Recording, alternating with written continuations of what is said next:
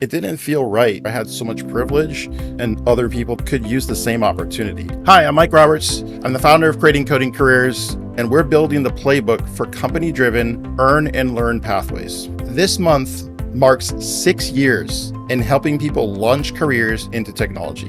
When I was working in industry as a principal engineer, I had opportunity to have massages and view of the bay and the bridge and 2 square meals a day covered, all the energy drinks that you could handle. The thing that I didn't have though was really very many people that looked like me, right? There are very few women. It was just not very reflective of how the rest of San Diego looks, right? It didn't feel right. I had so much privilege and other people could use the same opportunity. And they might have, like me, had a very non-traditional background and still been able to be very successful. I felt like if not someone like me who's willing to be open to welcoming people into this career pathway, then who else is going to do it? A lot of people wouldn't have the opportunity unless folks like me on the inside started creating pathways and like opening the door to let more people in. 6 years ago, when I started Creating Coding Careers, I just sort of doubled down on that effort.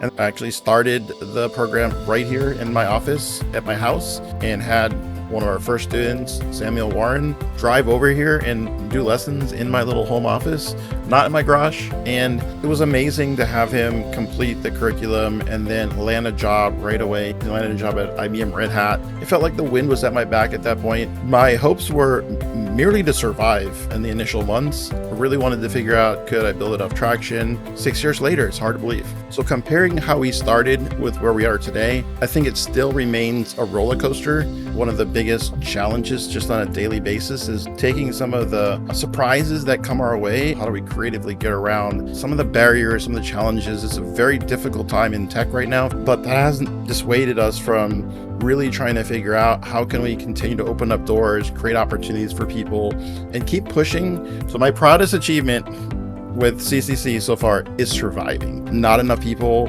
are willing to talk about some of the real challenges that nonprofits face on a day-to-day basis. Most businesses don't make it 1 year, let alone 2 years, or get to the 6-year mark. I'm just humbled and grateful that we've had the support of our team, the support of businesses that have taken chances on our apprentices, that have taken chances on us.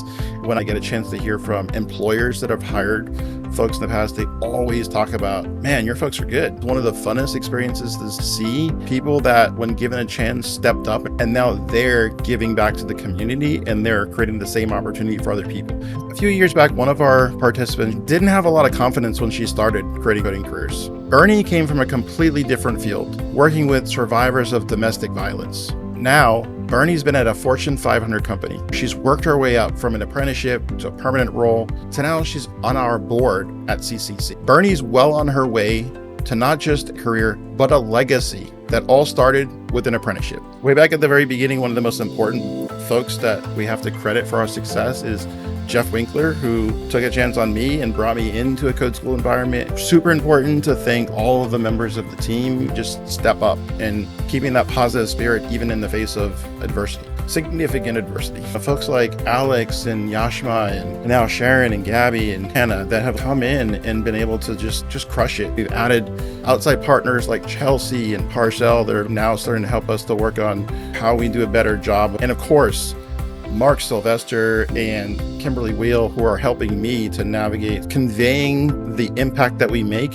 So without a huge team of folks, there's literally no way that we could have done this. The thing that excites me the most about CCC's future is we just launched 7 new pathways to add on to our existing 2. I think we really are poised and slightly ahead of the curve. Other workforce development agencies and educational providers aren't where we are. Really, from the very beginning, we've been honing our capacity to skill people up and get them into jobs, and then rinse and repeat that process. So I'm optimistic that now is the time for apprenticeships and apprenticeship degrees. We've had some practice in that area.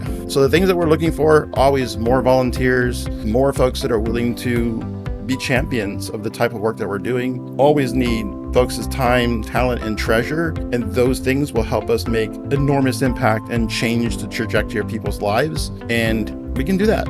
We can do this. So I am just, again, thrilled to be leading the organization in a time where there's so much stress and uncertainty around AI and the future of work.